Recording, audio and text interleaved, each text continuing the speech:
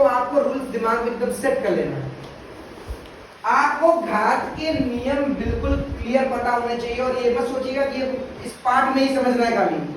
आगे जितना पढ़ोगे अलजेब्रा या ये चैप्टर या जितनी गणित पढ़ोगे कहीं पर भी इसका यूज आ जाएगा बिन बताए, इसलिए आपको बहुत अच्छे से इसको समझना है। पहला बेस सेम दिख रहा है, बेस सेम दिख रहा है कि नहीं?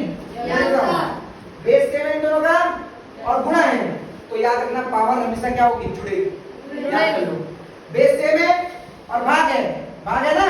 Yes sir. पावर हमेशा घटेगी, एकदम याद रख लीजिए। एक पावर अंदर है ब्रैकेट की और एक पावर बाहर, पावर क्या होगा? आपस में हो जाएगी, ठीक है?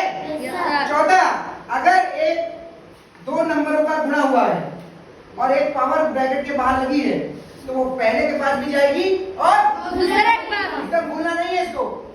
अगर ऐसे ही दो नंबरों का भाग हुआ है, ठीक, और एक पावर बाहर लगी है तो वो पहले के पास भी जाएगी पावर और दूसरे के पास भी। अगर कोई नंबर की पावर निगेटिव हो गई, निगेटिव मतलब माइनस हो गई, तो उसको नीचे ले जाके आप प्लस कर लीजिए।